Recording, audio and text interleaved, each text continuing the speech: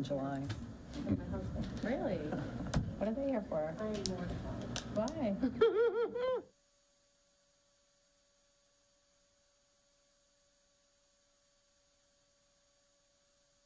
Ready? I said my name and Now I'll. doing one more. Welcome to the Queen Anne's County Board of Education for December the 7th, 2022. Can we stand for the pledge? Pledge allegiance to the flag of the United States of America and to the republic for which it stands, one nation, under God, indivisible, with liberty and justice for all. Shanna? Pursuant to the general provisions, Articles 3:305, 3, and 3:104, the Board of Education of Queen Anne's County met in the closed session to discuss the appointment, employment, assignment, promotion, discipline, demotion, compensation, removal, resignation, or performance evaluation of appointees, employees, or officials over whom this public body has jurisdiction, any other personal matter that affects one or more specific individuals, and to consult with counsel to obtain legal advice. Thank you. Do I have a motion to approve the agenda before us? I move to approve the agenda as presented. Second? Second, on motion second, all those in favor say aye. Aye. You've had a chance to look at our minutes for November the 2nd closed session. Yes. Yes. Do I have a motion? I move that we approve the minutes as presented from November 2nd closed session. Second. Motion second, all those in favor say aye. Aye. Ayes have it. You also have minutes for November 2nd open session in front of you. Yes. I move that we approve the minutes from the open session from November 2nd, 2022 as presented. A motion and a second. Second. All those in favor say aye. Aye. And we're having 4 votes. Alexis is abstaining only because she voted. Okay, our next would be November the 16th closed session minutes. Everybody had a chance? We've been looked. I move that we approve the minutes from the closed session November 16, 2022 as presented. Second. Motion second, all those in favor say aye. Aye. Ayes have it, 4-0. And the final one is November 16th open session. I move that we approve the minutes from November 16 open session as presented. Second. A motion and second, all those in favor say aye. Aye. Ayes have it. Okay, thank you. We'll now proceed to election of board officers for the upcoming year. Mr. President, I move that we nominate Mark Schiffinelli for president of the Board of Education. I move that we nominate Helen Well- Bennett. Second. Okay, We second. got a motion. Yeah. Sorry. Okay, Helen nominates Mark Schiffinelli, and we have a second. Second. Yes, Mark Bissett. Mark second, okay. I move that we vote Helen Bennett president. Second. Okay, we have 2 nominees. Anybody else? Nominees for president of the school board? Okay, can you fill out your things?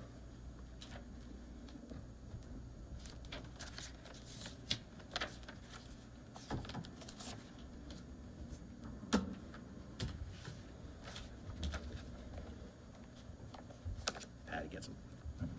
Oh, sorry, I was going to keep it.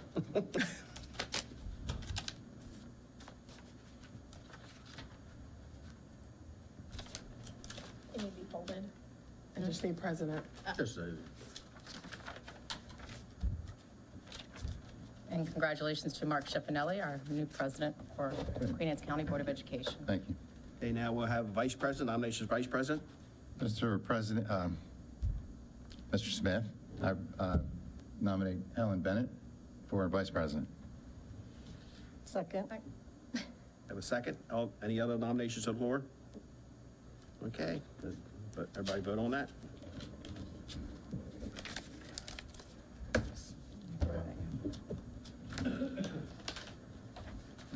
Congratulations. And congratulations, Vice President Helen Bennett. Thank you. Thank you. Do you want to All right. switch seats, or you just fine there? No, we don't need to switch seats. Awards presentations. Energizer Bunny Award, Dr. Savitz. Sure, thank you. Board, if you'll join me, please.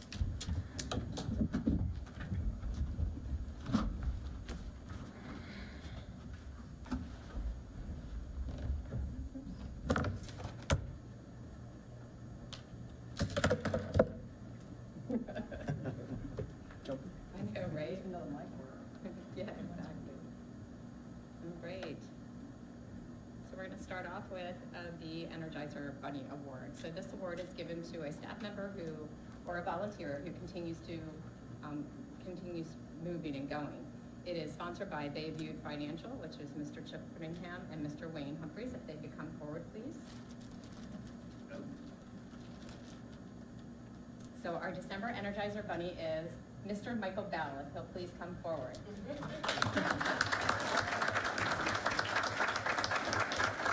I don't think he knew, so I have no idea. Dr. Sprinkle wishes she was here, but both her and I have nominated Mr. Bell. It is with great pleasure that we present Mr. Michael Bell, Supervisor of Visual and Performing Arts, World Languages, Media, Service Learning, and Title IV grants, with the Energizer Bunny Award for the month of December. From his job responsibilities alone, you can see that Mr. Bell has to be extremely energetic and positive. Mr. Bell makes it a point to attend all of the visual and performing arts performances, along with the many art shows that are put on by the students and staff in Queen Anne's County Public Schools. He then follows up with press releases to ensure students and staff are recognized and so that the public knows what is happening in our school district.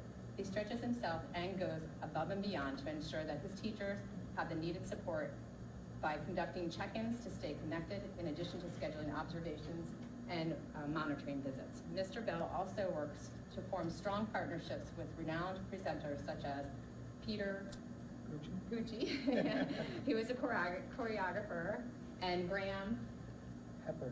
Thank you. Right, the CEO of Quaver Music to enhance our teachers' professional learning. He advocates for current and relevant instructional materials for all of his content teachers so that Queen Anne's County Public Schools remains on the cutting edge. Mr. Bell is sought out after to present at state and national conferences due to his expertise, and during his tenure in Queen Anne's County Public Schools, he has developed Artscape, featuring student artists in grades K through 12, along with faculty art shows and Art Team of the Week. Under Mr. Bell's supervision, he ensures students are recognized for their proficiency in 2 or more languages upon high school graduation with the seal of biliteracy. He still finds time to support others when he is needed, such as creating the design for the district's strategic plan. Mr. Bell has been featured in TED Talks and in other media platforms, as he believes that you have to look within to be inspired and that you should always use your voice.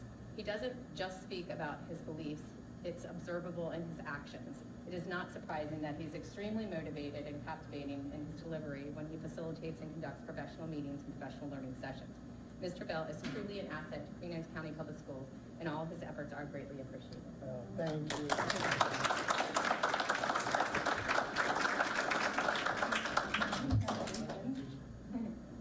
Got me. I was with you half the day. You got me. Ms. Gabes, could you move in just a little, please? Thank you. All right, everyone look this way, please. There you go, that's even better. Perfect. Thank you. Got it. Very much. Well deserved. Thank you very much.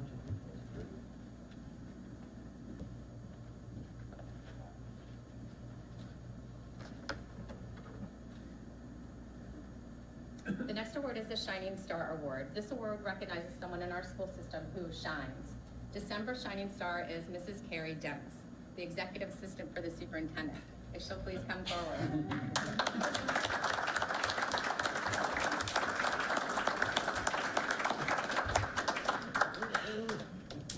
I have the privilege to work with Carrie on a day-to-day basis, and she truly is a shining star.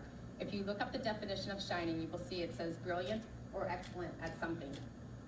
A star is defined as a body that shines from an internal energy source. When entering my office, she will always be greeted with a smile, and I am happy to help you attitude. Her dedication to detail and overall abilities exceeds expectations. There is simply nothing she can't do. When in doubt, she figures it out. She jumps in and assists with other departments and is always supportive. I am lucky to have her on the executive team, and I know that all of my team members share my nomination. Thank you, Carrie, for being you and shining bright every day.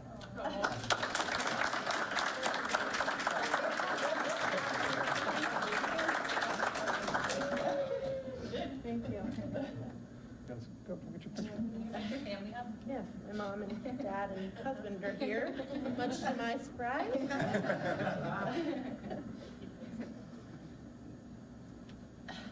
Sorry.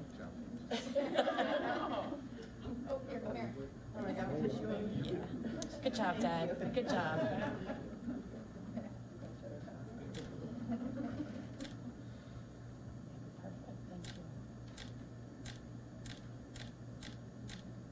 Thank you very much.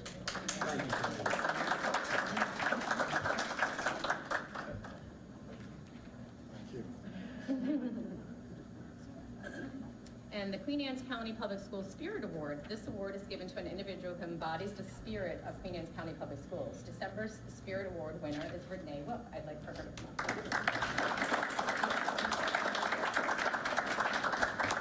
We encourage your family to come up as well. We would like to recognize Renee Wolf for the Queen Anne's County Public Schools Spirit Award. Renee is a hardworking employee that is always willing to go above and beyond. Renee has stepped up to help out with School Messenger, our district-wide communication system, getting up at 4 a.m., probably tomorrow, with a smile to send out our early morning fog delay calls. She has been instrumental in helping Dr. Kibler get the Blueprint Advisory Work Group up and running, the School System Improvement Committee up and running, and the Citizens Advisory Council up and running. With her efforts, these projects are organized, efficient, and run smoothly. Renee also helps organize central office activities like our most recent central office Thanksgiving lunch, which brings employees together for a time away from their desks to get to know each other and build some relationships. Renee has an incredible work ethic and is always willing to lend a helping hand. We are so fortunate to have her on our team. Thank you for all you do.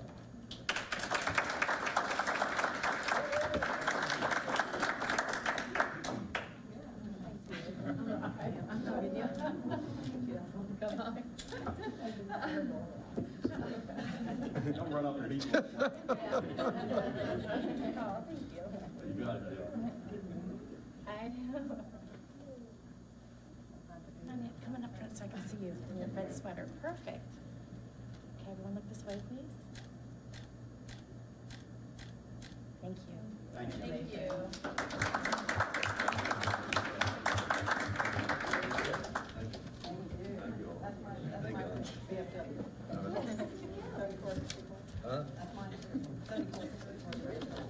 Yeah, I did the oysters with them, HBO.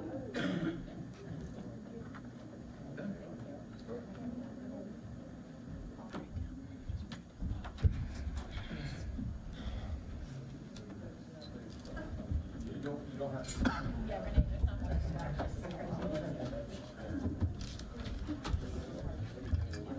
Got it. Right, we'll give them a minute to hand out. Let me get one. I just grab one. Sure. President Schiafinelli, could you just give us a minute, please? Yes, Thank you. of course. Another year. I know.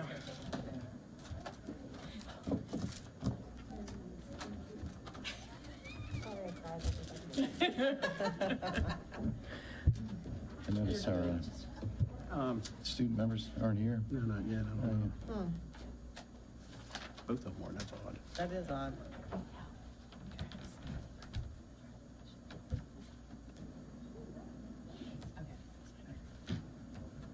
Ready to go?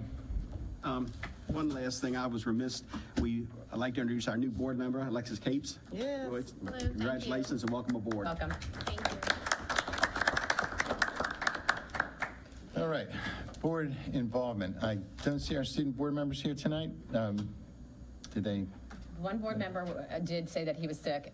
Dr. Kibler has his write-up, but the other board member did not Okay. notify us that he was not going to be here, so we don't unfortunately have anything for him. So we'll start with the elected members of the board.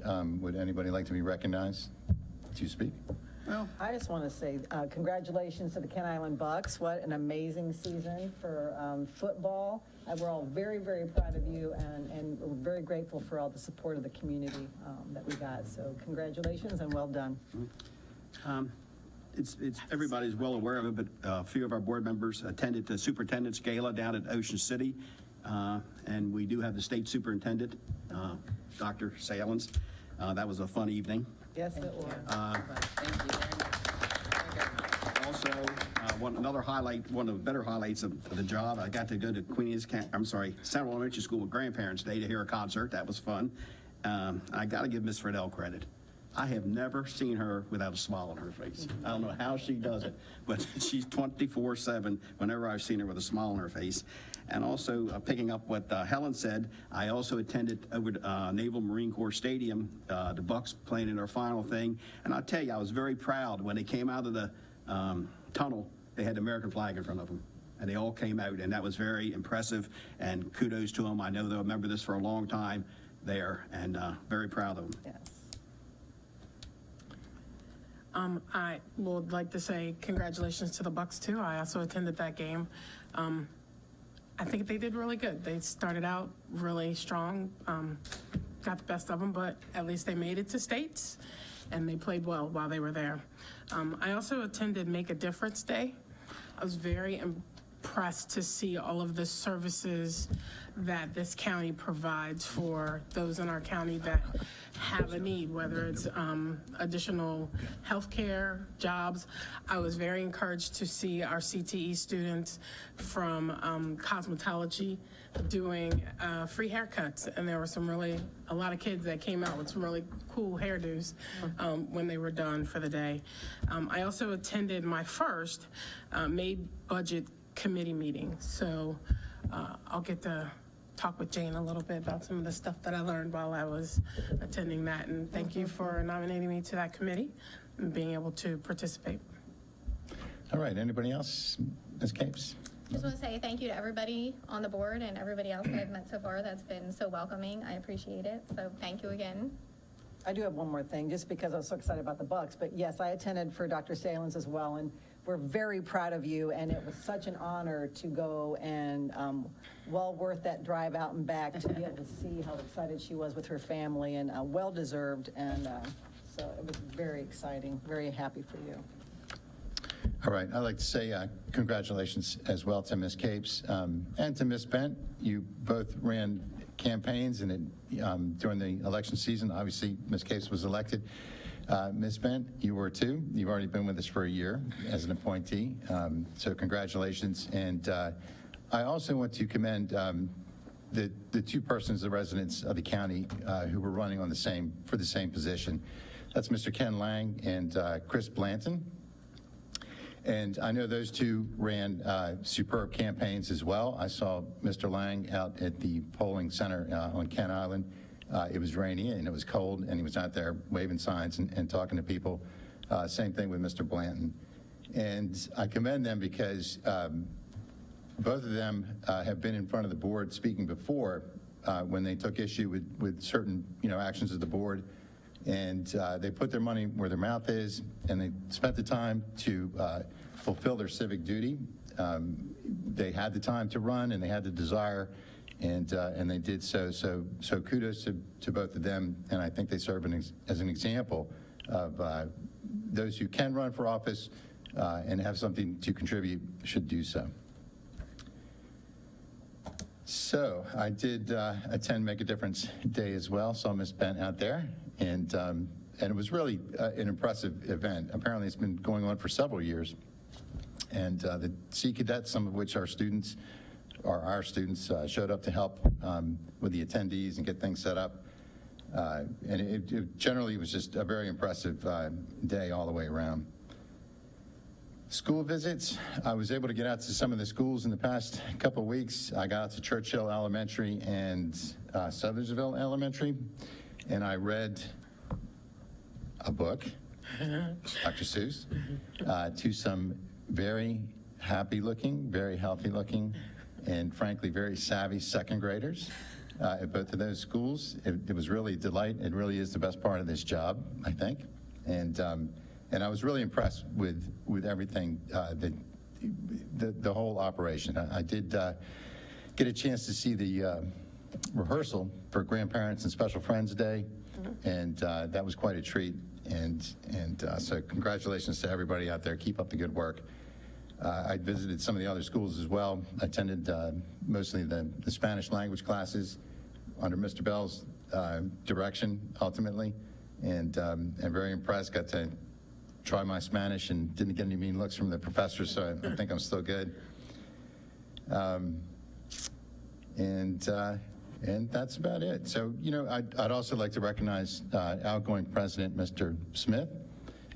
He's been president for 2 years. He took us through some very tough times this past iteration with labor negotiations. It turned out to be more extended than we thought it would at first. And I know that he is always keeping up with future budget issues that we may or may not have, and I would expect that he's going to still contribute with his expertise in his role as a board member. So, Dick, thanks for stepping up to the plate for the past couple of years, and great job. Okay. Anybody else got any comments? Dr. Salins?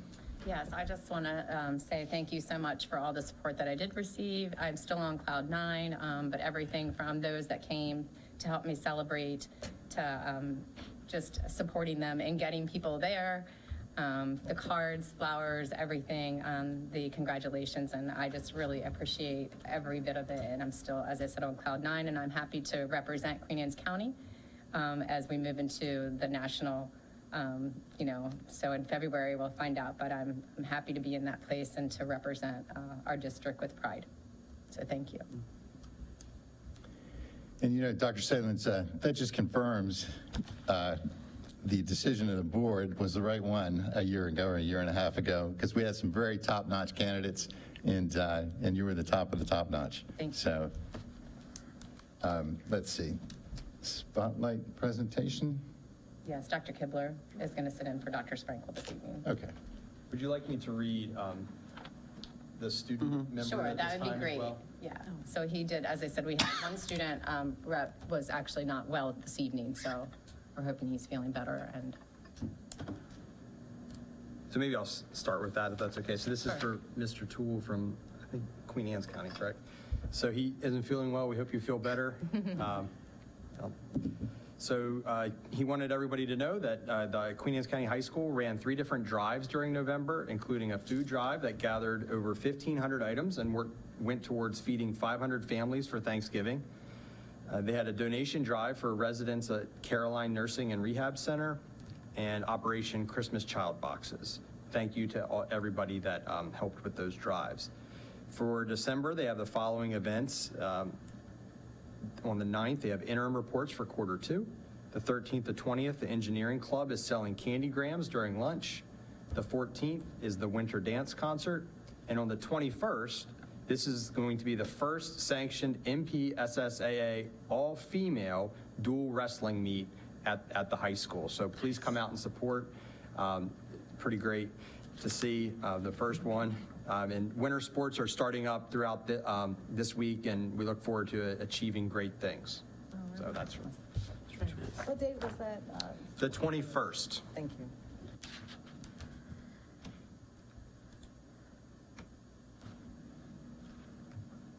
All right, and then I also have the spotlight for November. First, at Centerville Elementary School, they celebrated Grandparents and Friends Day. On November 18th, they had over 1,000 visitors and performed 6 concerts. It was amazing. I went over, my parents were there for my son, and it just filing in, filing them out, 6 concerts. It was cool to see that many people. They did a great job. It was a great day. Kennard Elementary School, on November 1st, they had a STEAM night that was held with staff, students, and family participating in a variety of science, technology, engineering, art, and math integrated activities. The Boys Heroes and Girls on the Run Club met during the fall, learning about tips for running, character building, goal setting, and more. Both clubs participated in 2 5K events as culminating activities. And then continuing at Kennard, just some more pictures here. They had Grandparents' Day, and with a performance by 5th grade students, and they also celebrated Veterans Day with a special tribute to all veterans. Ken Island Elementary School, they had a Tooth Fairy assembly, Veterans Day celebration.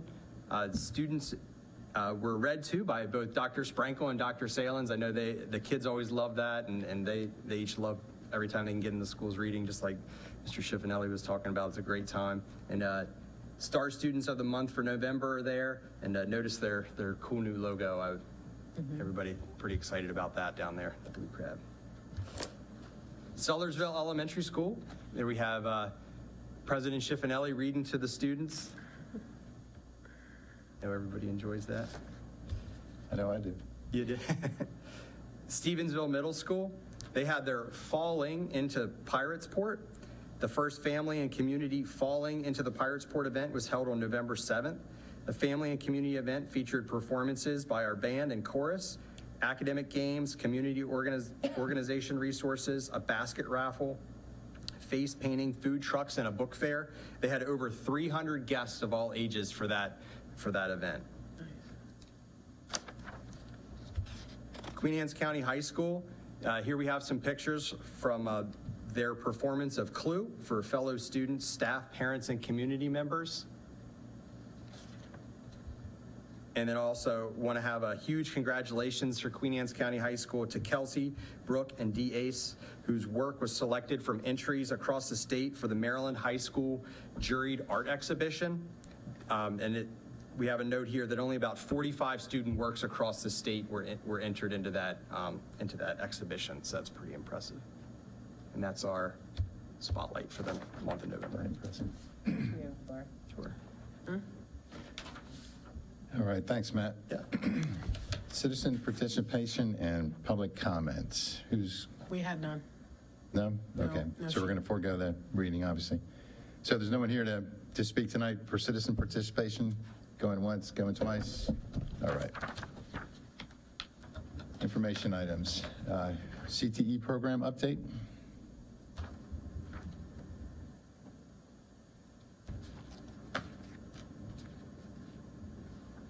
As Adam's coming up and getting his presentation up, the last time that we met, we had the proclamation for that week of the CTE proclamation for the recognition that under Adam's leadership we received because we have the most apprenticeships on the shore. So I just kind of want to recognize him again, because without his leadership that would not happen. So kudos again to Mr. Tolley and his leadership with our apprenticeships and being #1 on the shore. There you can see that picture. Good evening, President Schiffinelli, Dr. Salins, members of the board, executive team. For the record, my name is Adam Tolley. I'm supervisor of career and technical education and social studies for Queen Anne's County Public Schools. And as always, I always appreciate the opportunity to come here and speak about CTE and social studies, and in this case tonight, to speak about CTE. So the purpose tonight is just to give an overview, general overview of our CTE programs, funding, accountability, as it relates to the Maryland Blueprint, and of course to answer any question that you may have. And so feel free, please, to stop me at any point through the presentation to ask any questions. There's a lot happening in CTE here in the state and nationwide. So again, just want to give sort of an overview of the funding, accountability, what we're doing here locally with CTE. I'm not going to read through all this. This is just some statistics that are pulled from ACTE, which is the national branch of CTE for the United States. And really, this just sums up the value of CTE. And it speaks to, and as I go through the presentation tonight, you will see, it just speaks to what CTE has become, or what it has been shown in the past few years. In my opinion, I think that over the years in the United States, the pendulum in public education swung really far one way in the form of, advocating that all students must go to college, and now we see that college is definitely for many students, but college is not for many students. And CTE, now that pendulum is swinging back this way, and we're really seeing the value. So these statistics here just really point to that, and to show that how important CTE is, and how important it is to students, parents, and to our nation. And so I just put together just a few numbers. We could sit here all night and go over numbers and look at it, but just for Queen Anne's County, we have 19 programs between both high schools, 35 CTE teachers, And this data was pulled from the marylandctedata.org website. So 1,539 students taking at least one CTE course, and this is from 2021. And in total, 2,914 total CTE courses taken in 2001. And that's at the high school level. And just a couple quick highlights. There were many that we could put in here, but Dr. Salins just mentioned our most recent, which is our governor's citation for the most youth apprentices on the Eastern Shore.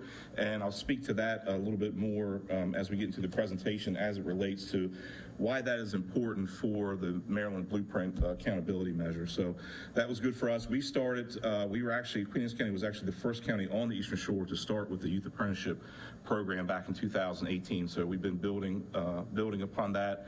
And I'll jump to that last bullet and I'll come back because that really, also speaks to our partnership with Queen Anne's County Chamber of Commerce, most recently with Economic Development and the CTE liaison, who's Connie Dean, and Ms. Dean does a tremendous job of going out and meeting businesses and really fulfills that job as liaison and connecting the businesses with the school system. So that was such a much needed part, and we are thankful for the county commissioners to put that position in place, and we are continuing to grow on that. And I didn't put that in there. We also have the most businesses as of right now on the Eastern Shore that are youth apprentice sponsors. And of course, we're rebuilding from COVID. We had prior to COVID, we had 5 youth apprentices, which again was the most on the Eastern Shore. COVID hit and then just kind of, sort of decimated, set our program back, I would say, and we are in the process of rebuilding that now, and just getting the word out about how important apprenticeship is and the value for businesses to participate in youth apprenticeship.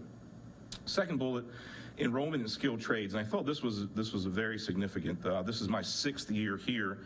When I came here, there were some of the programs had some very low enrollment for whatever reason. One of the programs was our fire program, which is as a volunteer firefighter, near and dear to my heart. That program hadn't run when I got here, and that was one of my tasks as it was given to me to get that program back up and running. And it's been running every year since then. And coincidentally, that program offers the most certifications of any of our programs that we have. So very valuable. Program doesn't cost a thing for the county, and we're in the process of kind of rebranding that. We've gotten a grant that we're trying to market a little bit better for the students. So we're very, very proud of that. Skilled trades at the high school level, just looking at carpentry, masonry, welding, we are at capacity, and in some cases over capacity in those programs. Automotive the same way. So again, just I think it speaks to a lot of things, but I really think it speaks back to that pendulum that I spoke about, and that the nation and the state sees the need, and we see it now that we do not have enough workers to fill the skilled trades, and it's those positions, those occupations are just they're great occupations, and we're just getting that message back out to people to let them know that's what it is. And again, that I think our enrollment in those programs really speaks to that. So we're very proud of that. Project Lead the Way. Again, when I came on, we had 2 teachers between four middle schools, and we have been able to procure 4 teachers now, 1 teacher for each middle school, which is great. The programs are really good. They feed into our high school programs, engineering, biomedical sciences, and as we recognized a few months ago, our very own Mr. Rocco Barletta was selected as the National Project Lead the Way Gateway Teacher of the Year, which is a great accomplishment. So we are super proud of that. Our culinary arts program, this is a picture of our 4 youth apprentices that we had with our partnership with Chesapeake College. That was only program in the state that did what we did, which was partnering with Chesapeake College, where they provided the instruction, as we don't currently have our own culinary program. They provided the instruction, and then we were able, again, with help from the Chamber and Economic Development, to pair those students with businesses and have them actually participate in the youth apprenticeship program. And I'll go over the youth apprenticeship program in a second in more detail, but those students were paid to be there, and they just learned invaluable skills while they were there, when the state superintendent was here, Dr. Salins and I went around with him and visited these students, and he heard the same thing from all the students, and he asked, jokingly, did we prep them? And, we certainly didn't, but just the value that they got from actually, the skills that they received at the college, they talked about knife skills and various things, but they really spoke to their on-the-job experience that they got from the restaurants, and that was the highlight of what they talked about. So we really feel that this program, Youth Apprenticeship, is just invaluable to students to be able to give them the instruction and then put them out in the field where they actually learn hands-on. So we're very proud of that. Hey, Adam, before you go on, you told me I could interrupt when we had Yes, sir. questions. Project Lead the Way, what's that look like in the middle schools? I mean, are they particular courses or classes that they're? Yeah, so they have various courses at the middle school. We offer, there's roughly about 8 to 10 courses that they can take, so we try to offer a different course for each. So we have computer science, we have flight and space, which is a new one that we started this year. Mr. Barletta, he's been around for a long time. He's certified to teach all the courses. We have automation and robotics, design and modeling, app creators. So and they are designed at the middle school level. They can be taken, they don't have to be taken in any kind of sequence. They can be taken at any time. So we've kind of structured it so that we try to fit the best with the middle schools. So, and we're trying to add some new things. Flight and space is a new one for, we're doing that at Centerville Middle School this year, and we're going to try to add some drones to the program, and also add some drones to our program at Queen Anne County and at Kent Island High School. So. Right. And then at the high school level, like I said, we have engineering, and we also have biomedical science, and potentially we are liking to look at one of their other programs, which is computer integrated manufacturing through Project Lead the Way, which kind of feeds into our businesses that we partner with manufacturing. So we're going to hopefully bring that in at some point. Yeah, I did stop into one of the app classes, app design. Yeah, and it's, the kids are obviously very much into that. It doesn't take much enticement, I think, to get them to participate, and they really look like they're having a good time. They do. Well, they come to us with those skills already. They know those from when they're very small. They know how to operate electronics, and so it's really this really is the future for our kids, and they fall right into it, and many times they can do things quicker than the instructor can, just because they are so so well versed in it. So we're happy to have those in all 4 middle schools. So this gets at Perkins 5. Again, I want to talk about the funding, just so it's just a base understanding of this. And Perkins 5 is the federal legislation that funds career and technology education in the United States. And Perkins 5 was authorized in 2018 by President Trump, and it provides the funding, like I said, for all the programs. The funding comes from the federal government to the state, and then passes down by the state to the local jurisdictions. I'm going to jump back to that. Jump ahead here quickly. So this is the funding calculation. This is actually how the state calculates how the money comes to us. So basically 30% of all the students in the state, those students account for 30% of the funding. 70% of that funding, individuals 5 through 17 who reside in the school district who are from families below the poverty level, compared to the total overall enrollment in the district. So that's that funding mechanism. And so then again, I'll jump back to this chart, which it may make a little more sense when you see that as you compare the student enrollment to the allotment.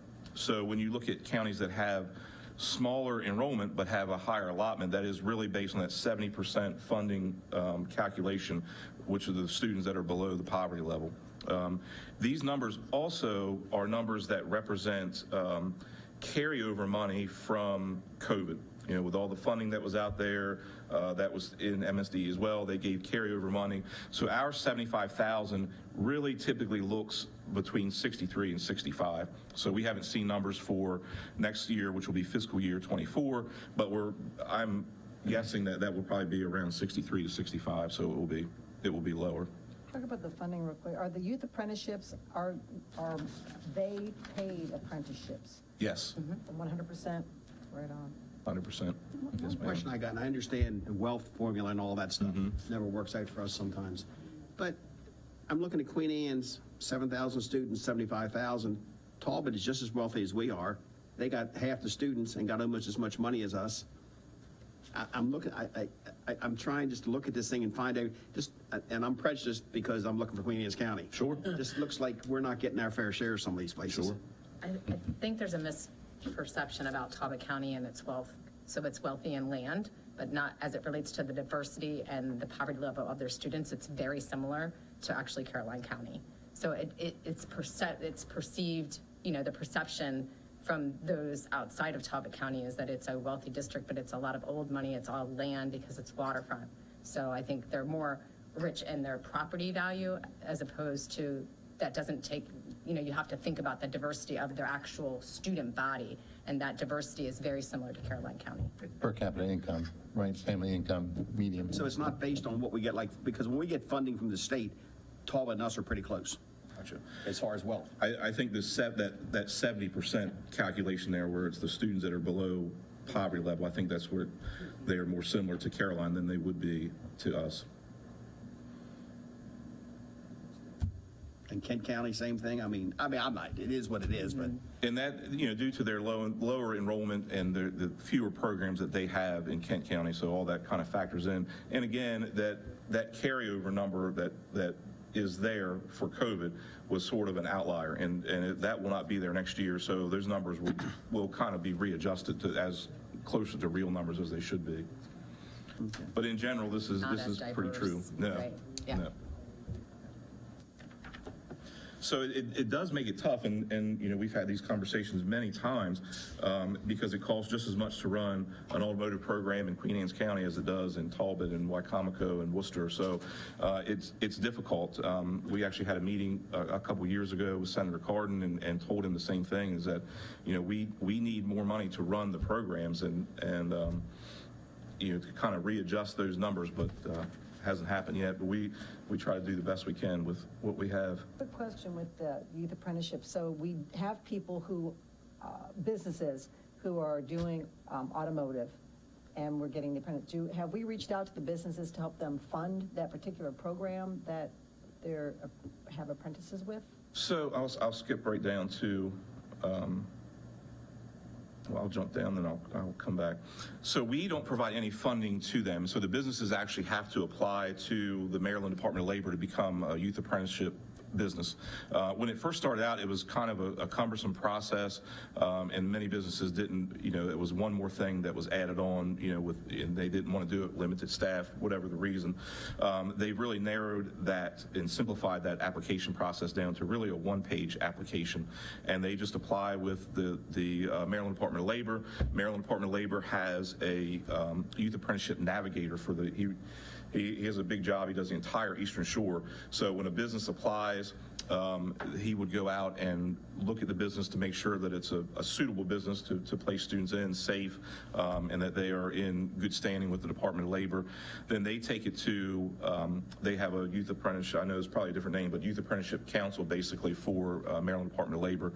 They approve them, and then basically the business would then put out an application just as they would for a normal position. We would advertise it as a school system, and the students would work through their school counselor to apply for this, for the position. And then it kind of falls out of our hands in terms of they actually apply and interview with the business directly, and the business would select them for the position. So it's not us doing it, it's an actual interview. I guess I was thinking, I think recently we needed some piece of equipment for them to be able to stay ACE certified so we needed that money for that piece of equipment. Do we ask our business partners to help fund those types of things? In some cases, and in some cases, in that particular case, it's difficult because we have to have the current technology. There are some in order to maintain and to qualify for the certification. There are some businesses that have donated equipment to us that doesn't matter if it is the most up to date, but in order to certify students, because the students certify in certain areas, it has to be they're certifying on up to date equipment. But absolutely.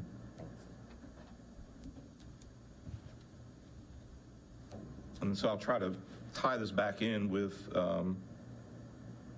with youth apprenticeship, and you all have heard much about the Maryland's blueprint for the future. This is the accountability piece as it relates to CTE. So by 2030, 45% of high school graduates will earn an industry credential or complete a registered youth apprenticeship. The measure before Blueprint came along had one more piece in here, and that was complete a CTE pathway. So they had 3 measures versus 2. When that third measure was in there, many districts were meeting that goal. We were hitting that goal between 46 to 49% every year because of the completion piece in there, students that actually complete a CTE pathway. This has been removed. The data was run by MSDE last year, and so if they took a snapshot then of the districts in the state of Maryland, only 7% would have met that accountability measure. I looked at our data as it was in 2021, again, a little weird with COVID and probably not quite as accurate as it had been in the past, but we were probably about 9 to 10% there. So we do, and all districts, have some work to do to get to this, but it does, again, like I said before, it speaks to the importance of the youth apprenticeship and building this out and getting more businesses involved and educating them on that. And again, also, having students earn industry credential. And this year, we are on track to probably double the number of certifications that we had for last year. Again, recovering from COVID, whatever reason, we have higher enrollment this year and we're offering more certifications in our program. So we're going to increase there. We're trying to increase in youth apprenticeship.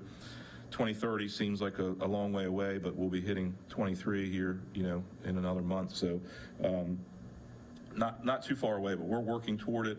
It's going to be a lot tougher for the bigger districts to meet this, and I won't say impossible to meet it, but it's going to be a very difficult task. But Just a quick question. When we're talking about substitutes, have we looked at using an industry provider as a substitute for some of these CTE classes? I know that for a period of time, our one teacher was out for a while. Were we looking at someone in that industry to come in and help substitute so that the kids could continue to get the training that they needed so they could get to their certification? Is that something that we could think about? Maybe. We could consider that. They would have to go through the application and the onboarding process that we have in order to partnership with us. Okay.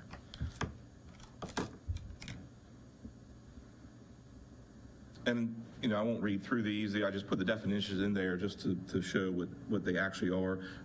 Many times, and I was terribly guilty of this when I first started and came on, sometimes we use the terms internship, work-based learning, apprenticeship interchangeably, but in this, in this circumstance, apprenticeship is that definition, a registered apprenticeship that is recognized by the Maryland Department of Labor. And so we do have students that do internships, work-based learning, but the blueprint will not count them toward this 45% unless it's an actual registered youth apprenticeship. So, and these are just, the overall requirements for youth apprenticeship. 16 years old, they can do the related instruction in various ways. They can do it at our school. The culinary students that we talked about, they did the related instruction at Chesapeake College. We had a student at Dixon Valve a few years ago. They did the related instruction at Dixon Valve because we don't have a manufacturing program. Then they go out and they are paid. They have to be paid for these hours at least minimum wage. So again, it is great. There are some difficulties with it. Like I mentioned, we have businesses that, as we all know, are struggling to find employees. So their capacity in many cases is limited to be able to bring a young person on. And one of the requirements is that they have to have a mentor for the student, which we want them to have a mentor, so they guide that student through the process. But again, in many cases, they don't have the capacity to do it. Not that they don't want to do it, they just don't have the capacity. So we are continuously working on this. We had a youth apprenticeship sort of informational meeting during Youth Apprenticeship Week, which is when we got the citation that the Department of Economic Development set up, and we had several businesses there, several businesses that we hadn't met with before. So we're trying to spread the word, and we're going to continue to push it out there so we can. And it's not just to meet an accountability measure in Maryland Blueprint. You know, we really feel that this is a great opportunity for kids, and like I mentioned, to get those kids out and that true on-the-job experience it's invaluable. So Thank you. Thank you so thank much. you. I know it's a lot, and there's probably more to cover, but I just wanted to give the big pieces there. And Thank you, Adam. Appreciate it. thank you, and thank you all for your support. All right, next on the list is 6.02 policy calendar update.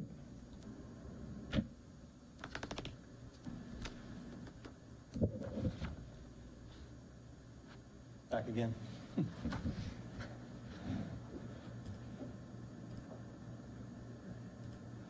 Good evening again, President Schiffinelli, Dr. Salins, board members, executive team, Dr. Matthew Kibler, Director of Accountability and Implementation. I wanted to come tonight to give a little update on the policy calendar and where we're going with reviewing policies for the district. Just a little bit of background. You might recall last spring you all approved a revision edit to policy on policies. In April, we rescinded 20 policies, and that left us with around 162 policies and regulations that are currently on the books. And that breakdown, I don't have the actual breakdown, it's probably somewhere between 100 and 110 policies, and then accompanying regulations make up the balance of that 162 number. One thing we've done, with the policy on policies, so policies need to be reviewed at least once every 4 years, if not more, depending on if the policy calls it. We do have a handful of policies that are to be reviewed annually or every 3 years, every 2 years. One thing that we have not had is basically that 4-year calendar rotation. So that's what we're working to create with those 162 policies and regulations. What I've done with the executive team is divided the policies up sort of by area and ask basically to evenly space the policies over the next 4 years so that we don't have to go through 162 policies and regulations in this first year of the calendar, that we can evenly space this out. So we first did that. And now with all the policies that we have for the 22-23 year, what I've asked those groups to do is label each of the policies that are in this first year as either they don't need any changes, so they would just come to you to basically be reaffirmed. Do they need reformatted? We have some policies dating back to 1993 that are in an old format, so we'd like to get those in the current format we've had for policies. Do they need edits? So do they need wholesale changes? Or do we have additional policies that can be removed or rescinded? There are a handful that fall into that. Maybe they're covered by one of the contracts. Maybe they can fit nicely into another policy, something like that. So starting next year, starting in January, we're going to start bringing the policies that need to be edited because they'll have to go through the 3 reads. We do have about 20 of them that we'll have to do for this year. Starting in January, Ms. Towers has volunteered to go first with some finance policies. She'll be up first on the docket there for the first read. In February, I'd like to bring the policies that need to be rescinded and the policies that don't need any changes removing. We're going to recommend 3. The reformatted, it's about 6. And then, I'm sorry, I got ahead of myself. I said the wrong thing. Policies to rescind, we have 3 to recommend. Policies that don't need any changes, we don't think there are 10. And then in March, bringing policies that need to be reformatted, there are 6. The reason to kind of front load those changes, it would still give us time if you all want to make a change that we could get our 3 reads in before the next fiscal year.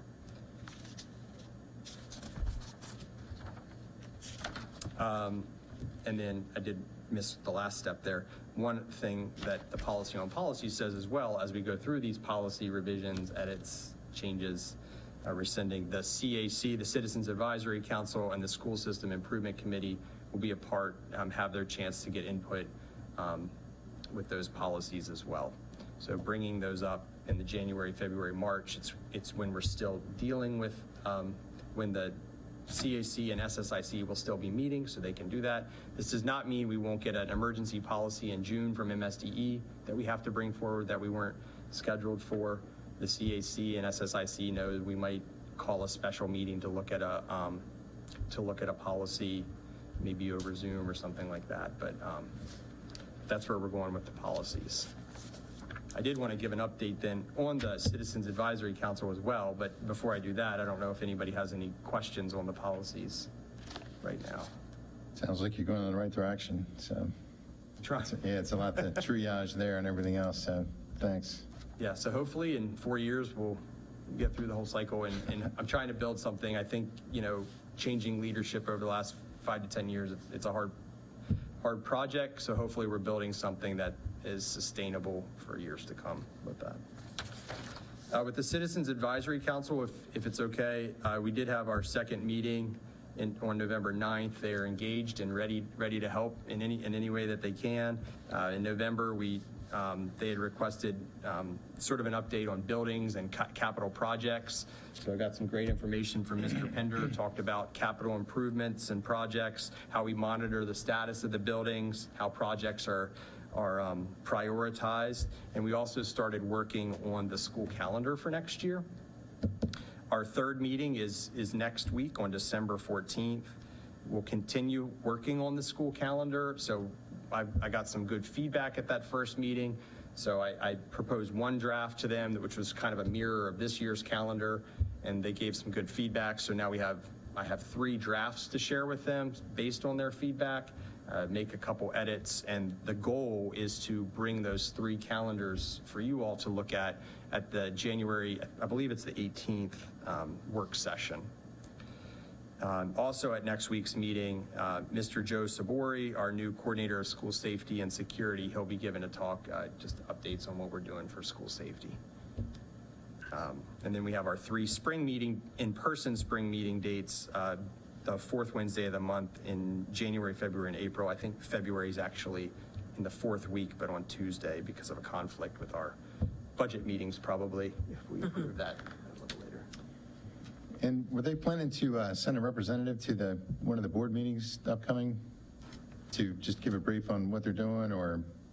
That can be at your discretion. What I told them for the beginning stages here was that I could kind of deliver the message. If there was something you'd prefer to hear from them, I'm happy to ask.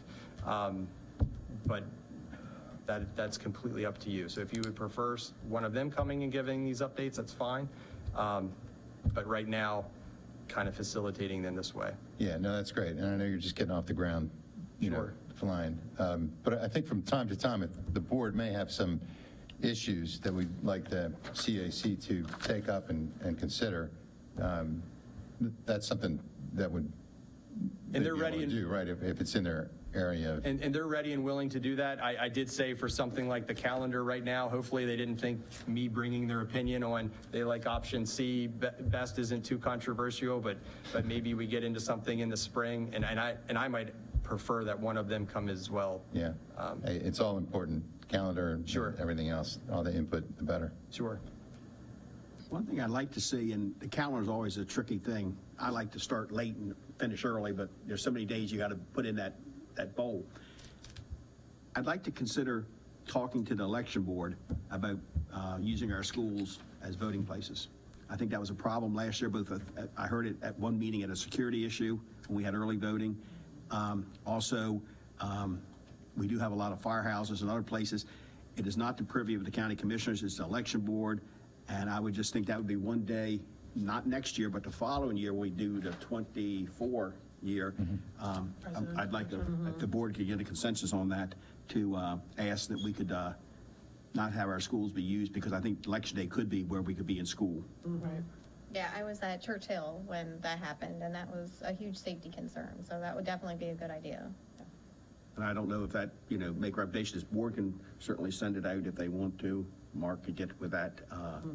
When do we think it's most appropriate to start that conversation? Is it now? Probably now. Probably, yeah, the sooner rather conversation I've had, Probably now. it's not the commissioners, it's an election issue, but there's a county election board with their attorney.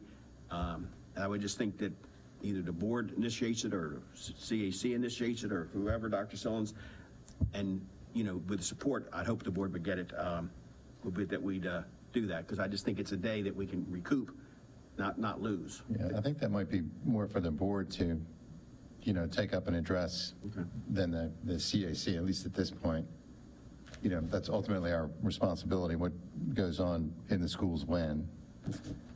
So, but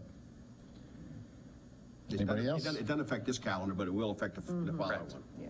And I know how much we went through last time trying to get snow days in, and, every once in a while, Mr. Pender could pull a fog day on us, and, Because he controls it. he controls fog. I know he does. Yeah, we are trying, the goal here, bringing this in January, get it out a little bit earlier than, and maybe even earlier still next year as well, now that we have like CAC up and running, and we'll get our first meeting off the ground a little quicker next year as well, so. But I'm happy to take any other questions on the policies or the CAC if anybody has them. None? Matt, thanks again. Sure. Thank you. Ms. Towers, 6.03, ESSER 2 and ESSER 3 breakdown. Good evening, President Schiffinelli, Dr. Salins, board members, executive team. My name is Jane Towers, CFO. Tonight we bring before you for a review or information is our ESSER 2 and ESSER 3 spend. ESSER 2 is going to be ending towards the end of September, and all that's remaining is some money set aside for instructional material and operating supplies. So we're on track to spend that out. September of '23. Oh, yes. So is this going to be is it still paying for summer school this time around? This past summer school was it, and it was under ESSER 3. So ESSER 3 was the one that paid for this past summer school. So that's ESSER 2. I'll have a lot of questions, but all this ESSER money, when it starts going away, it's funding a lot of programs and positions we have currently.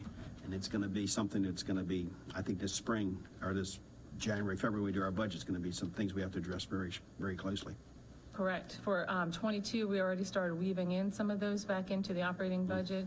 We were able to repurpose positions, 9.5 positions, take a look at some instructional assessment programs that we were able to bring in. And then again, in this budget cycle, we'll be mindful of that too as well. And then the next one we bring before you is ESSER 3. As a reminder, that ends 9/30/24, and we're on track to spend that out as per the grant allocation there. Questions? All right. You're up again, expenditure.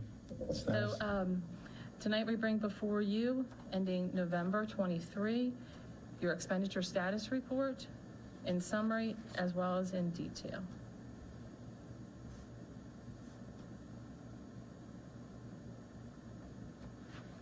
Still Not that kind of early on. not that in we the don't year. bring this up all the time when we talk to the commissioners and everybody else, but fuel cost.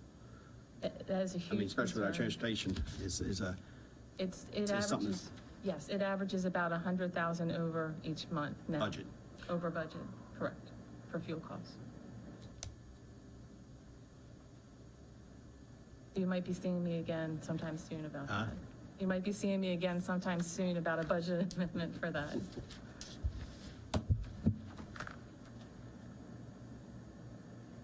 This is some of these that are already in the 90%, over the 90% are Is that just normal? I'm looking at the students' health services, it's already at 94%. Right, with the student health services, let me take a look. A majority of that is salaries, and most of it is encumbered, all but 64,000. So that's, salaries are a little over 1 million. The total budget is almost 1.1, so there's not much other wiggle room in that area. So that's why you see the 93, but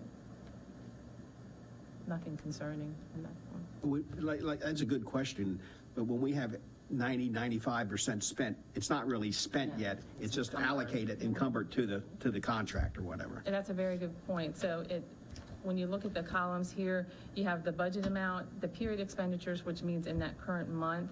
The next column is encumbrances outstanding, so that takes us out to the end of the year. It's set aside, the salaries are technically reserved to the end of the year. Year to date is actually what's been paid to, either employees or the line item in particular, what's available, and then that percentage then. Good question.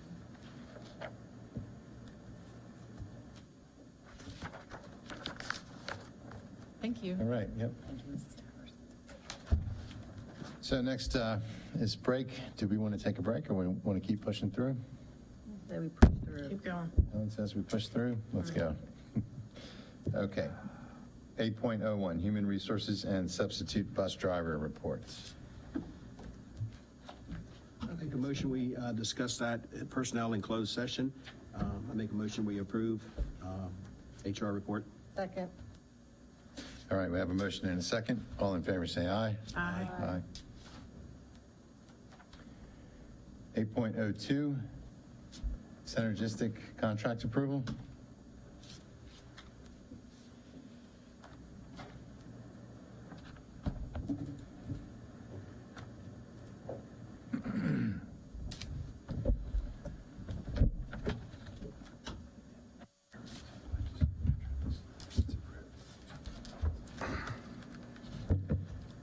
Good evening, President Schiffinelli, board members, Dr. Salins, executive team. For the record, my name's Sid Pinder, Chief Operating Officer, and next to me is Mary Ellen Leader, who's the Regional Vice President of Client Development for Synergistics.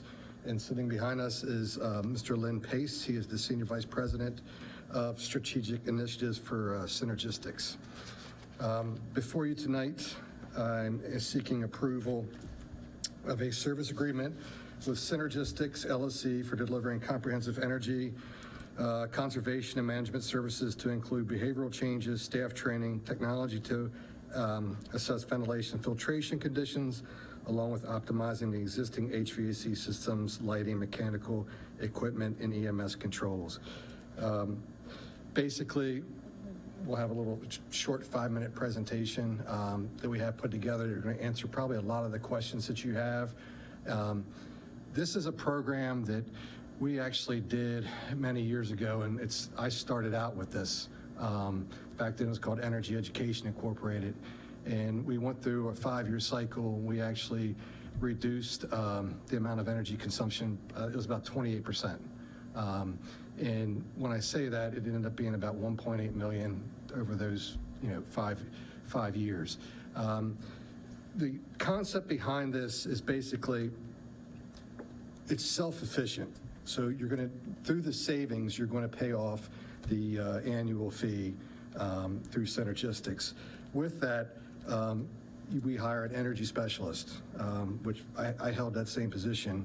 And basically, you're auditing buildings at nighttime, and you're on the weekends. You're looking at the energy bills and analyzing them. You're putting it all into a data management system. And this really ties in well. I didn't put it in here, but House Bill 630 that was passed last year basically is also requiring tighter tracking of your energy, what kind of reductions that you're going to put in place, how you're going to accomplish that. And this program will help us out with that. Basically, the energy specialist would monitor the EMS, and I can tell you, as I took on different hats, this is something that kind of fell by the wayside of programming at nighttime. Like basically our schools, you're looking at somebody that goes in there and programs 14 different schools for all the different areas, in the evenings to make sure that the air conditioning is running or the heat's running for the Christmas program, for the basketball events, all kinds of athletic events. But then you got to remember, all right, did I take it out of there? Or is it still running 24/7, and making changes to the system? That's a huge part of this, of tracking that and doing the EMS system. And we have 4 different systems within our 14 buildings. So it's not under one system. Synergistics LLC will provide us a cloud-based energy management platform that will track utility usage by meter through dollars and also consumption, and measure the energy savings. One of the other features that is critical here, we can actually do simulations on this new program to go through and say, okay, we want to shut down CPOD at Centerville Middle School for the summertime. What kind of implications is that going to have on that building? Yes, we may save money, but is it in the best interest of the air quality or energy management systems? This is it's again self-funded. If we don't save the amount indicated, Synergistics will write us a check back for that. And so it's self-supporting, and I don't want to kind of take away from your show. I just wanted to give a little update on it, so. No, you did a great job. Thank you for the introduction. Good evening, everyone. Thank you for having us here tonight. I've got a couple of short slides to address kind of a little bit more detail of what Mr. Pinder just explained, but please stop me at any point for questions. You know, we'd like this to be a dialogue as we go through. So as Mr. Pinder mentioned, you know, Synergistic has been around for over 36 years, and we did work in the district in the past. The highlighted area there I like to point out, because we're bringing with us not just an energy specialist who we hire and who is dedicated to this district, to your buildings, to your students, to your administration, but we're also bringing subject matter experts that will be on call for whatever needs you have. Our goal is to optimize the equipment that you have. We don't require that you buy anything new. We don't require that you upgrade the equipment. We work with what you have to optimize it. Should you decide to make any additions, that's fine. We can be a vendor-neutral resource for you, but we back out any of those energy savings from what we report, because that would be directly related to your capital investments. It's a holistic approach. We're looking at everything from irrigation systems to boilers and everything in between. So we're looking at all areas, and as mentioned, the energy specialists would spend about 60% of their time during off hours when the buildings are empty. So nights, weekends, breaks, making sure that the buildings are set back and not using energy when there's no need for it. We'll never compromise the learning environment while the students are in the buildings. That is our priority for the students and the faculty and administration. So it's those off hours where there's the greatest opportunity to make sure that the equipment is running efficiently, extending the life of it, and that it's not running needlessly during those off hours. So we have a unique approach where we have patented technology that we bring to bear. So the energy specialist is going to be running audits using this technology as they walk through the buildings. It's very easy to track it because everything is real time. Anybody can access it on their smartphone or on their computer, at their laptop computer. But there is this one energy specialist that's dedicated to your schools, to your students. We hire them, we train them. They're an extension of your team, so you're involved in the hiring of them from a culture standpoint. We want to make sure that they'll fit in and be the face of the program and interacting with the faculty and administration. But we will identify that person with your input. You said that there's an app that anybody can access. It's a controlled access, correct? Yeah, when I say anybody, I mean those who you deem. Gotcha. Just want to make sure. Yeah, it's not free for all kind of a thing. There are 4 components of the technology. GreenX is the app that the energy specialists would use to report those audits that they're doing. Simulate is what was mentioned, where if you want to take a look and see, what would be the best location for summer school. Lots of factors come into play, but from a purely environmental standpoint, it might drive some decisions. Also, if you're renting space out to church groups or other organizations, community organizations, which location is the best spot for that? And how much would you charge for that to cover the costs? So a lot of times people tell us, well, we have this old price list, but we really don't know if we're covering our costs. It gives you some science to put behind it. Another great feature of Simulate is that if you say perhaps there's a lighting retrofit or a new roof or windows, what's the ROI on those projects? So it helps you make decisions of how you're going to spend your money, should you have money to spend on those projects. Again, not required to spend anything from our standpoint, but our tools will help you make those decisions. And then Measure is the measurement and verification tool, which shows you what energy reduction took place. So we'll establish a baseline, we'll measure against that baseline, and it's a very straight accounting procedure so that you can see this is what we spent in the energy, whatever category last year, this is what we spent this year. The difference is your savings. When you say spent, you'll probably use units because, I mean, it's not a fair apples and apples when you deal with, like, fuel oil could be $3 or $5. Right, we're looking at a 12-month rolling average for the cost of the energy source. Exactly, thank you. So up on the screen is the estimated savings. The top line is the projected gross savings, and the projected net savings after the program investment is we're looking at approximately $2.2 million over the course of 5 years. And again, these are estimates because we don't know exactly what's going to happen, but based on our 36 years of experience, benchmarking, the data that we received from the team here, and looking at how it compares to others in the region, we tend to underpromise and overdeliver.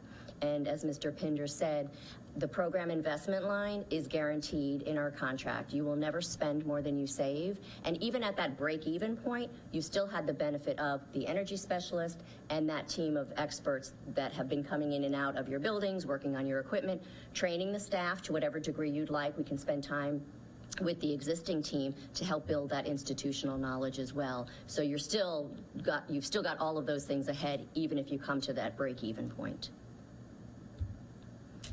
I think the last thing I wanted to highlight on this slide is the synergistic community, which is the education component. So that ties in where we have curriculum available, again, for your use at your discretion, however much you want. But each month there's a theme, and it's age appropriate, so it might be a grade 3 through 5 activity cards, for example. Oftentimes an energy specialist will go in and co-teach a class, so you're focusing on those STEAM components, to get the kids involved, perhaps re-energizing some energy clubs. And then there's also the carryover to home, right? So instead of parents telling the kids to turn off the lights, now the kids are reminding parents to turn off the lights or to unplug equipment and, phantom energy and that kind of thing. So it comes full circle. We also have a communications team that will help write press releases, give you sound bites to put on your social media feeds so that you can keep the community informed as well. And these days the kids are quite into it, so they're enthusiastic, and they want to save the planet because it's theirs to take on down the road. This last slide just highlights a couple of references that we shared with the team here, doing their due diligence to talk to their counterparts in different places. I don't have them up here because they're a new client as of July, but Caroline County started with us on July 1st. And they're off to a really terrific start. They're sort of being held up as the poster child for success because they got off and running on a great start. And again, it's just since July, but they already have good numbers in terms of their savings and building, month over month in terms of what they're accomplishing. So they're a local reference that, everybody is familiar with and has reached out to as well. So any questions that I could answer? Well, it almost sounds too good to be true, but I say almost because you do have a proven track record, and it's certainly needed at this particular time, especially. And so I just wanted to comment, but if I could add, go ahead, Sid. Caroline County went through the same procedures that we did. They did this many years ago, and then people take on different hats. Yep. And it's something that falls by the wayside, but it's something you can control. You know what I mean? There's not many things we can control, but we can control the usage. And then one other thing I wanted to add, you were asking about apples to apples. So people used to say to me, well, hey, it was a warm winter. You should have saved money. Well, yeah, we did. But it's also based upon how many heating degree days you were using. So all of a sudden I'm looking at it and I'm like, oh, we saved money, but I'm in the red because I should have did better than what I was doing, you know? So it's, and everything that I did was by paper. This is a whole different ballgame with the software, sorry. Oh, no, you said it doesn't require any new hardware unless the schools choose to go with something like that. Do you guys ever work with any kind of SCADA systems where a person could control all the schools remotely from one location? We do. Okay. So, yeah, our EMS controls, out of the 14 schools, myself and 2 other individuals can be anywhere as long as I have internet connection. Out of 12 of those schools, I can control. We still have 2 that we actually have to physically go to our maintenance shop to program, but yeah, I can sit in my house on a snow day and go boom, boom, boom. Now, it's going to take me it's going to take a while to get there, but I can do all that from home as long as I have internet connection. Okay. I like the idea that you can put a cost on what it, like for extracurricular activities, you know, we rent our buildings out, they use them, and we'll have a figure, a good figure to say, look, you know, you can use our building, but it's costing us $300 an hour to keep this because we would be turning it down rather than turning it up. I think it's both on good parties because it's a good business plan to say, look, this is what it costs, this is what we need. The other thing, we build these schools and they're environmentally friendly, they're green, they have this, they have that, but they all use that. Will it tell us which ones are more effective? Because, you know, some people have this certain kind of things that I don't know really if they're saving any money or not, especially what it costs. You know, if you spend $10,000 to save 4, that's not a good deal to me. You know, and it's like a light bulb in your house. You get one of these LEDs, but if it costs you $5 for the bulb and you're going to save it over 10 years, Right. I used a regular light. Good. That's a great question. So the executive app gives you the ability to rank your schools, and we understand, you know, the rankings aren't always Right. black and white, you know, because of different variables. But what's the highest ranking school doing that other schools could do as well? So it gives you the ability to look at all of your elementary schools, compare the 2 high schools, you know, different ways. Sometimes our districts will, you know, do a little competition among the principals. Everybody wants to win, so it might be an ice pop party for the kids or a slush fund to fix something that needs to be fixed at their particular building. So there's lots of ways to use the data to motivate and to get the buy-in. But yes, we can look at that and, you know, kind of rank the schools and take all of those things into consideration. We've talked about this before, so it's a very exciting and yeah, it's almost too good to be true, but it's very exciting. I mean, it seems like no risk. But I just had a question, and I'm not questioning in a negative way. I'm just wondering the cost of the program each year. What the increase being 20, 30, 40, Yep, 50,000? that's a good question. So the way that the price, and I'll just flip back to that slide. The way that the pricing is structured, it's a flat fee, a flat amount over the course of the 60 months, but we discount our fee at the beginning of the program so that you can realize your savings sooner. So we're putting a lot of, you know, people and effort into the program, but we want you to start to see those savings more quickly. So we don't typically break even on our side until about 18 to 24 months into the program, but we do that intentionally, you know, for those reasons. So, you know, the alternative is we could do a flat fee over the 60 months if, you know, you prefer that, but this gives that flexibility to see those savings kick in. Thanks. Sure. Okay, any other questions? So 8.02, synergistic contract approval. Do I have a motion? Mr. President, I move that we accept I'm sorry, I have to move up here. The Synergistic LLC service agreement and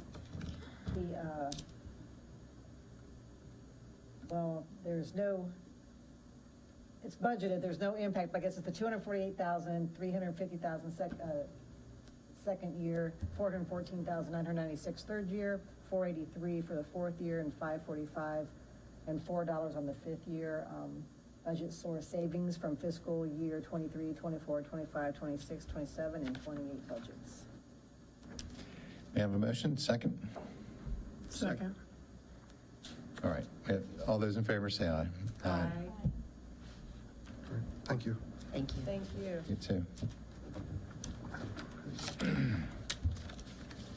Okay, 8.03, new course approval. I suppose that's Mr. Bell.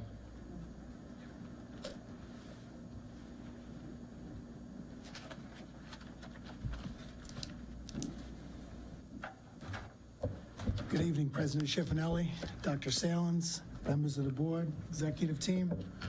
For the record, my name is Michael Bell, Supervisor of Visual and Performing Arts, World Languages, and School Library Media for Queen Anne's County Public Schools.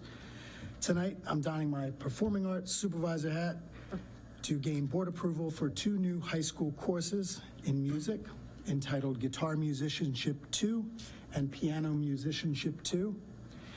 Anytime we offer a new course of study by law, we are required to present that course to the board for the board's approval so that these courses may be included in our high school program of study with their course descriptions so we can have an articulation with high school principals, academic deans, and school counselors to plan for the upcoming school year. This also allows us to keep students informed that these courses would, with approval, be available to take. With that said, there are no budget or staffing implications for these courses. Students currently in Guitar 1 or Piano 1 would simply continue on using the resources we currently have in place at both of those high schools. Any questions? And I heard you say both these high schools, so it's being offered at both schools. At both schools, correct. Because we do have guitar and piano going at both schools right now. So we've generated an interest and it's on the rise, and both teachers at those schools really wanted us to have this, so. That must be musicianship 1. Yes, correct. Mr. President, I move to approve to implement Guitar Musicianship 2 and Piano Musicianship 2 for a credit course for the 2023-2024 program of study, fiscal impact $0. Second. All those in favor say aye. Aye. Thank you very much. Oh, don't go anywhere. We got 8.04, right? No, that was, we did both. Oh, we did both. I'm sorry. Overnight trip. Okay, thank you very much. You may be Thank you. released. Have a great evening, everyone. You too, thanks. Thank you, Mr. Bell.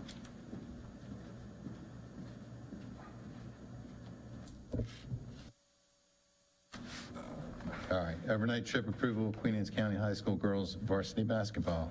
Yes, good evening again. I am seeking approval for the Queen Anne's County girls basketball team, varsity basketball team to travel to University of Maryland Eastern Shore, located in Princess Anne, Maryland, and also the Civic Center in Salisbury, Maryland, to compete in the 2022 Governor's Basketball Challenge Tournament. For those of you that do not know, that's the largest tournament in the nation for high school students. This is a tournament that will take place on December 26th, when they will depart from Queen Anne's County High School, and then they will return on December 27th. You can see where the times are. They will be taking a school bus, and they've also provided a room for the school bus driver and paying for his meals also while they're down there. There's approximately 10 to 12 students with 3 staff members that will be attending. One of those, yes, is a female coach, that will be attending with that. All expenses are paid for from the girls' basketball account.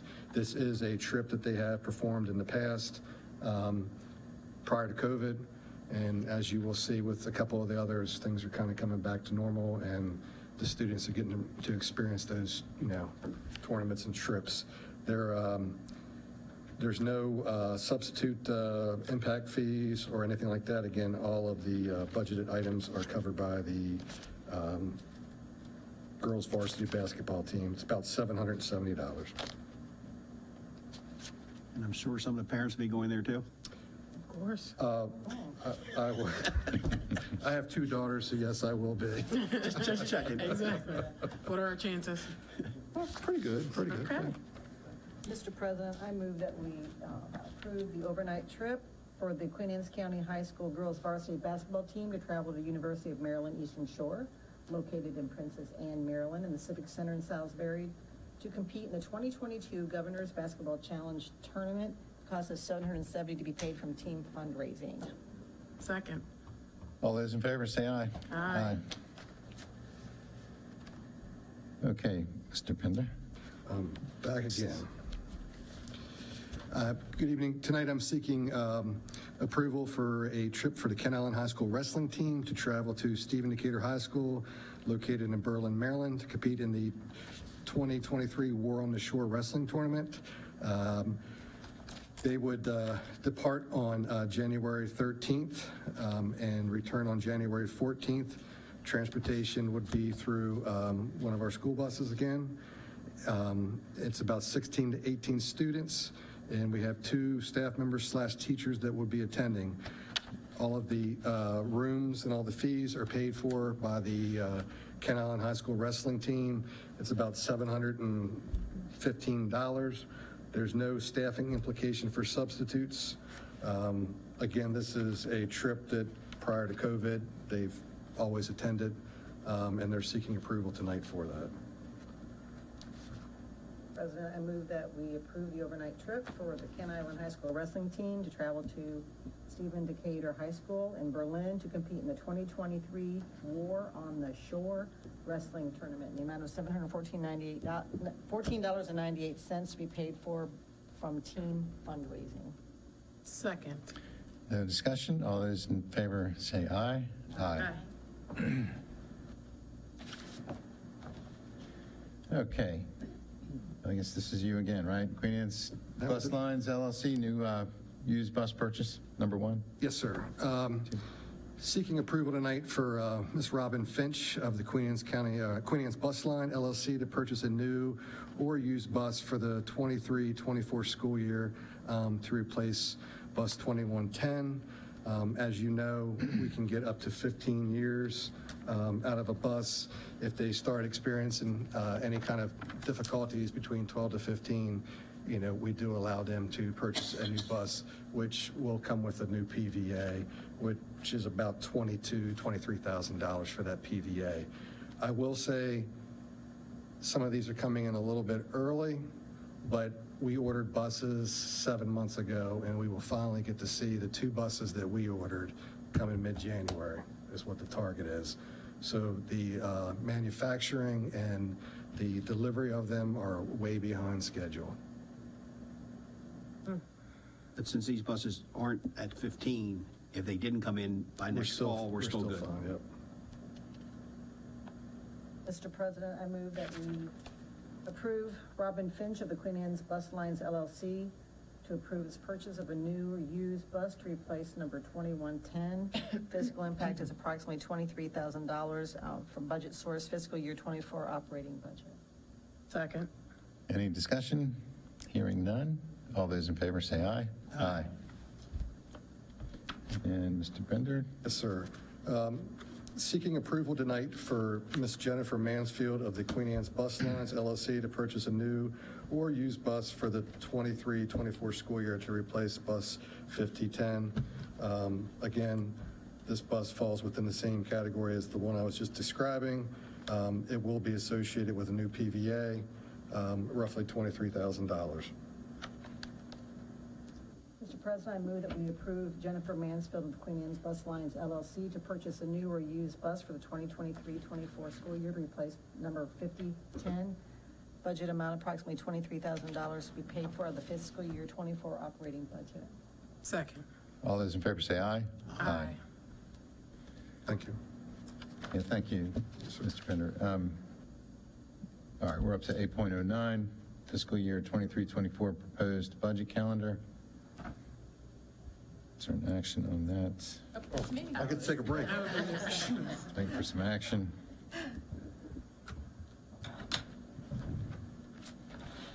Good evening. Tonight, we bring before you the proposed budget calendar for fiscal year 23-24. Items of note, we're in December. We're hearing budget requests from the schools and different departments, and looking in January at 2 budget work sessions on the 11th and 18th, and then in February on the 8th and 22nd, with the superintendent presenting to the board on March 1st for approval. And then once approved by the board, it would go to the commissioners sometime in April or May, depending on their schedule for final approval there. Mr. President, I move that we accept Ms. Towers' proposed budget calendar for fiscal year 23-24 budget. Second. All right, motion and a second. Any discussion, questions? All right, all those in favor say aye. Aye. Thank you. Oh, thank you. And I think the last one for me, I'm thinking, is tonight we bring before you the ESMEC Healthcare Trust Alliance.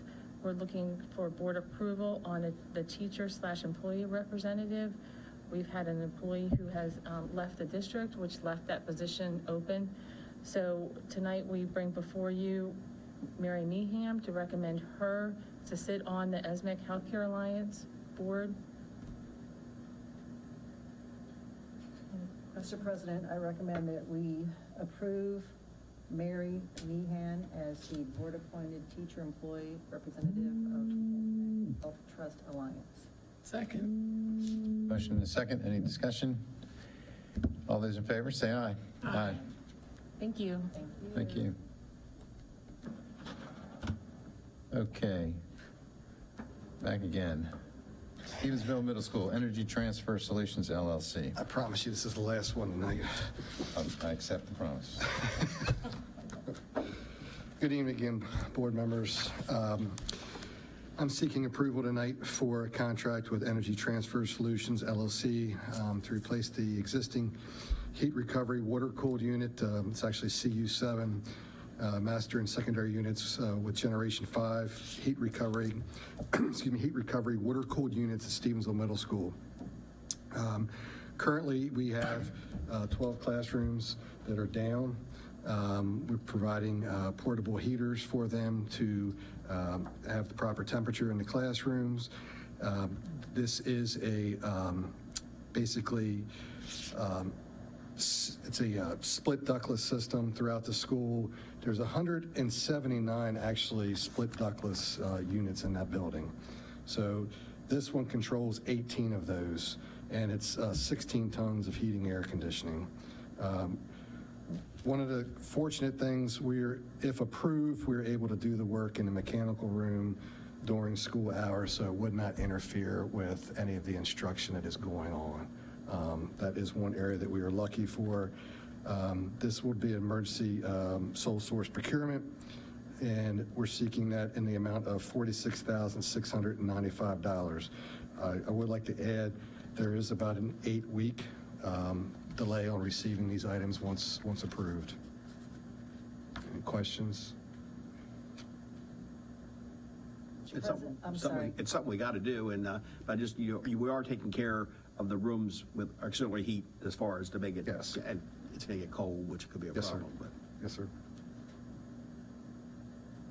that's all. President, I move that we approve the contract with Energy Transfer Solutions LLC to replace existing heat recovery water-cooled units with Generation 5 heat recovery water-cooled units at Stevensville Middle School. The amount of $46,695, budget source fiscal year 23, maintenance unrestricted budget. Second. All those in favor say aye. Aye. Thank you. Okay. We have no citizen participation, correct, at this point? Future meetings and events. Next meeting. Mr. Smith, when's our next? We're going to have our next, we will not have a work session in 2 weeks due to the holidays. Our next regular meeting will be January the 4th, with our work session on January 11th, with our adopted schedule for our budget hearings. Okay, that's it for tonight. Motion to adjourn? So moved. Second. We adjourn. Thank you. All in favor say aye. Aye. Aye.